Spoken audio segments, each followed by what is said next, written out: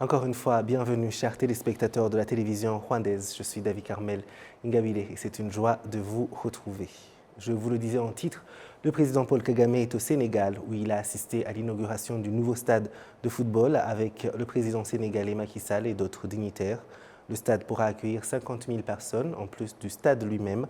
Il y aura également 2 camps d'entraînement pour les équipes, 2 grands vestiaires. Sa configuration est à l'africaine. Au Rwanda, des préparatifs sont en cours pour agrandir le stade Amahoro qui sera construit par la même société turque, Souma JV, qui a construit ce nouveau stade de Diamniadio au Sénégal. Dans son discours de circonstance, le président sénégalais Macky Sall a remercié les nombreux dignitaires qui avaient fait le déplacement pour l'occasion. Je tiens d'abord à dire notre profonde gratitude et nos remerciements appuyés à nos illustres invités, les présidents Erdogan, Kagame, Barrow, Weah et Sissoko Mbalo.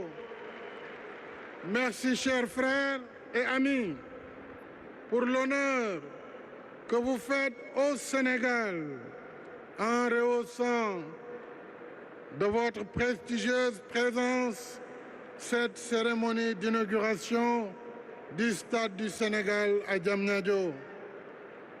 D'un coût global de 156 milliards de francs CFA financés par l'État du Sénégal, avec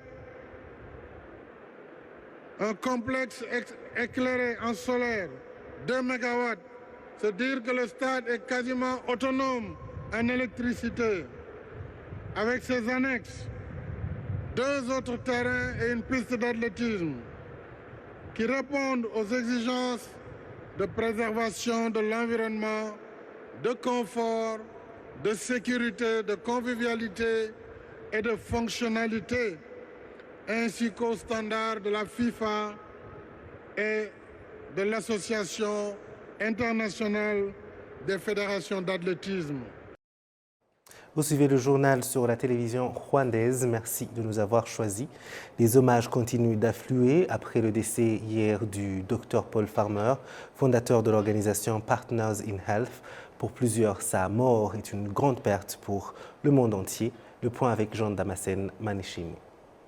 World-renowned physician and co-founder of Partners in Health, Dr. Paul Farmer has died.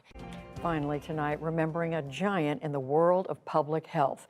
Dr. Paul Farmer, a physician, anthropologist. A man who spent years trying to bring world-class health care to the poorest parts of the globe has died suddenly. Dr. Paul Farmer. Depuis lundi 21 février courant, l'annonce de la mort inopinée de l'Américain et grand ami du Rwanda, Dr Paul Edward Fama, fait la une de la presse internationale.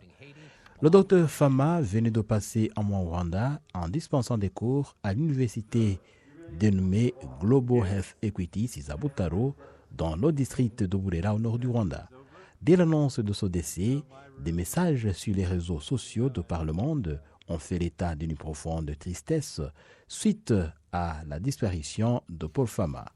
Sur son compte Twitter, le président de la République du Rwanda, Paul Kagame, a écrit « Il est difficile de trouver les termes appropriés pour exprimer la tristesse d'une nouvelle du décès de Paul Fama, une personne, un docteur et un philanthrope. Il combinait tant de qualités difficiles à trouver dans une même personne. Le poids de sa perte est dans bien des égards cher à moi personnellement, à notre pays le Rwanda, qu'il a aimé et qu'il a énormément servi dans sa reconstruction, à ma famille et à moi-même. Je sais que nombreux sont ceux qui éprouvent ces mêmes sentiments en Afrique et au-delà. En 1987, le Dr Fama a fondé l'organisation Partners in Health qui œuvre pour le développement des services sanitaires dans le pays en voie de développement. Actuellement, l'organisation opère dans plusieurs pays comme Haïti, Sierra Leone, Libéria, Lesotho, Malawi, Pérou, Mexique, Russie et le Rwanda. Ces réalisations ont fait de lui une figure exceptionnelle dans la promotion de la santé au niveau mondial. Le directeur général de l'Organisation mondiale de la santé, le docteur Tedros Adhanom Ghebreyesus, figure parmi ceux qui ont fait part de leur profonde tristesse après la mort du docteur Paul Farmer. Sur son compte Twitter, il a écrit « Je suis profondément écœuré par la mort d'un ami et un modèle dans la promotion des services de santé au niveau mondial. Dr Paul Farmer, nous devons emboîter tes pas. Tu nous manqueras beaucoup, cher ami. » Bill Clinton, ancien président des États-Unis d'Amérique, et son épouse Hillary ont également manifesté leurs émotions après la disparition d'un proche avec qui ils ont travaillé dans plusieurs pays, notamment au Rwanda. Paul Farmer a changé la physionomie des services de santé dans les pays pauvres au monde. Chaque jour était pour lui une occasion d'enseigner, d'apprendre et d'assister les nécessiteux. Il est impossible de passer quelque temps avec lui sans imiter ses pas. Le milliardaire américain Bill Gates a déclaré « Paul était un héros. J'ai eu la chance de l'avoir comme ami. À ma connaissance, il n'a pas d'égal quant à ses efforts de réduire les inégalités dans l'administration des soins de santé au niveau mondial. » And that's who Paul Farmer was, everyone's friend, including mine, and we will all miss him dearly. He changed so many lives and the outcome of public health around the world. Doctor, thank you. Dans plus de 20 ans, Paul Farmer s'est distingué comme un grand ami du Rwanda et en guise de reconnaissance à ses activités, une médaille lui a été décernée par le président de la République Paul Kagame, c'était en 2019. Je vous l'ai dit en titre, la plénière du Sénat rwandais a invité le Premier ministre pour donner d'amples explications en ce qui concerne les défilés au village modèle et ceux où le gouvernement a installé les familles qui vivaient dans les zones à risque. Au cours d'une plénière du Sénat rwandais, il a été présenté un rapport du comité spécial du Sénat mis en place pour évaluer pendant 30 jours les activités en cours visant à déplacer les personnes qui vivaient dans les zones à risque, tout cela dans le cadre d'améliorer le bien-être de la population concernée par les mauvaises conditions de vie, une initiative qui fait la joie de plusieurs personnes. Depuis que j'ai eu cette vache, je suis sortie de la pauvreté. Je n'avais pas les moyens d'acheter du lait pour mon enfant, je n'avais même pas les moyens de pourvoir aux besoins de ma famille. Mais à présent, j'ai tout le nécessaire grâce à cette vache.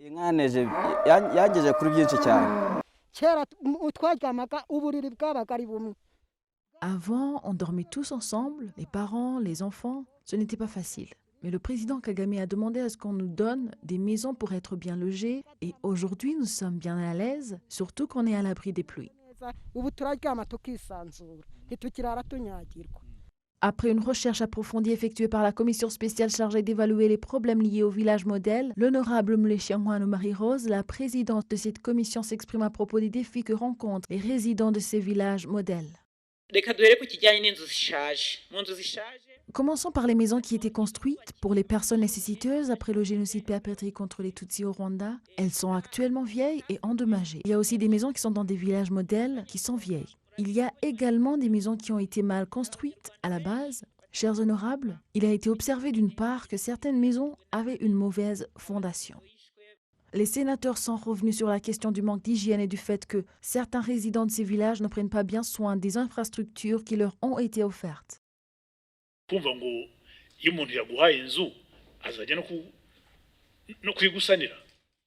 La mentalité selon laquelle quelqu'un qui t'a donné un abri, une maison, devrait venir l'entretenir n'est pas appréciable. En réalité, même si les autorités acceptent de prendre soin de ces cas, tout le monde devrait comprendre que c'est chez eux et que les problèmes auxquels ils sont confrontés ne seront pas toujours adressés aux autorités.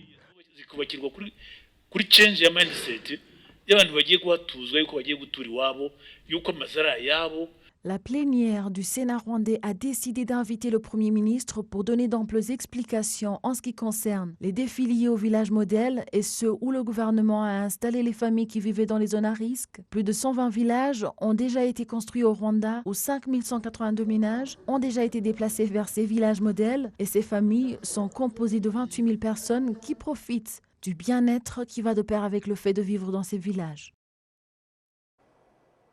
Le Rwanda envisage l'exportation de semences de maïs étant donné que sa production pour le marché local est déjà assurée à 100% selon l'agence rwandaise de l'agriculture et de l'élevage, RAB en sigle. Olive Nété pour les détails.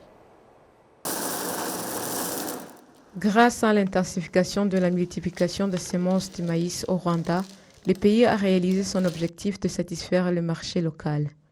Avec cette nouveauté, le Rwanda a sensiblement réduit les importations de semences du maïs.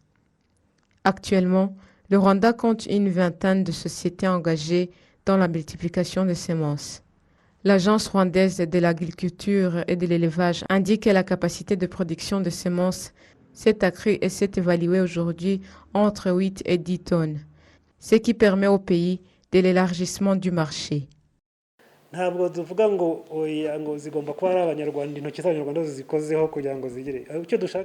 progrès de la production locale des semences est à un niveau satisfaisant.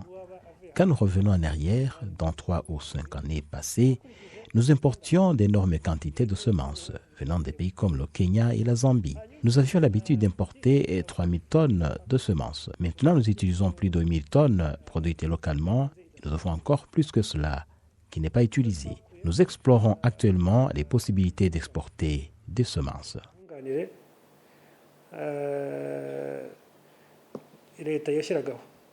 Le directeur du Forum des agriculteurs dans la Fédération du secteur privé estime que le secteur a besoin de nouer assez de partenariats afin que le programme soit plus durable. Le gouvernement devrait mettre en place un fonds spécial pour ce programme de multiplication des semences afin de soutenir les personnes dans ce secteur. L'hybride est une graine qui doit être multipliée en permanence.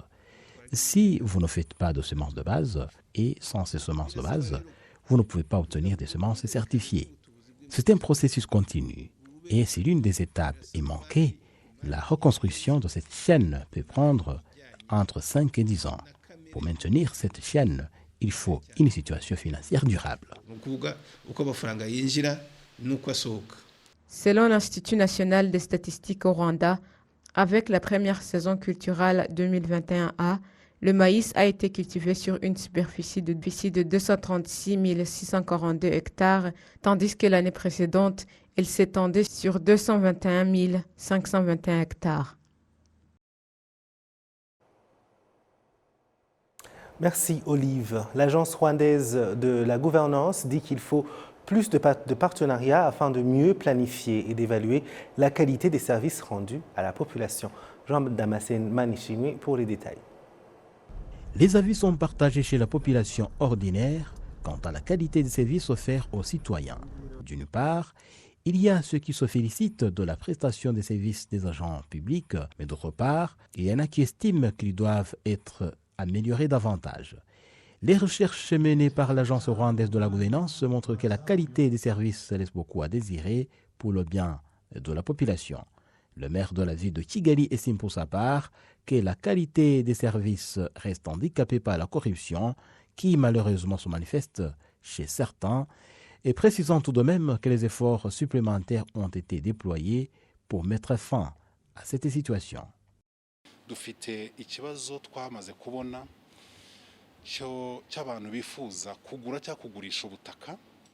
Nous avons trouvé des problèmes dans l'achat ou la vente des parcelles dans certaines parties de la ville qui attirent le plus les investisseurs.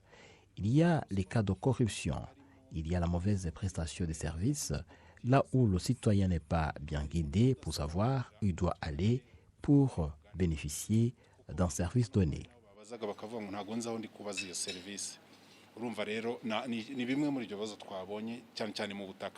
Au niveau national, la population apprécie la qualité des services globalement à la hauteur de 74,1%, ce qui reste un défi aux instances étatiques, d'après l'Agence rwandaise de la gouvernance. Les problèmes qui s'observent encore concernent plutôt les individus et on peut améliorer. D'une part, ceux qui octroient des services peuvent privilégier le citoyen bénéficiaire sans perdre du temps et d'autre part, si nous conjuguons nos efforts, nous pouvons y arriver. Les organes sécuritaires sont appréciés au premier niveau par la population à la hauteur de 91,6%, alors que les services agricoles sont à 59,5%. L'objectif étant de faire en sorte que le taux de satisfaction de la qualité des services au Rwanda soit à la hauteur de 90% d'ici 2024. Et avant de passer à l'international, les producteurs de bananeraies se réjouissent du fait qu'il ne manque plus de marché pour leurs produits. C'est au cours d'une visite effectuée à l'usine qui ajoute de la valeur aux bananeraies par l'ambassadeur de la Hollande au Rwanda qu'il a été révélé que les cultivateurs de bananeraies des secteurs de Lugera et Shira à Nyabihu ont commencé à rénover leurs bananeraies en plantant une autre sorte connue comme le FIA.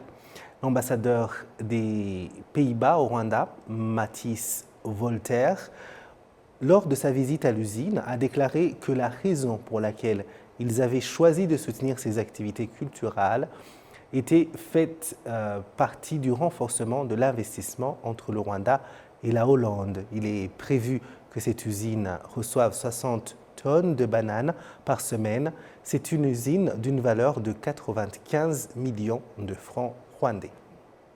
Voilà, c'est tout pour ce journal. Merci de nous avoir suivis. Je remercie toute l'équipe qui m'a aidé à le préparer. Je suis David Carmel Ingabire. Continuons à respecter les gestes barrières contre la Covid-19 et au plaisir de très bientôt vous retrouver.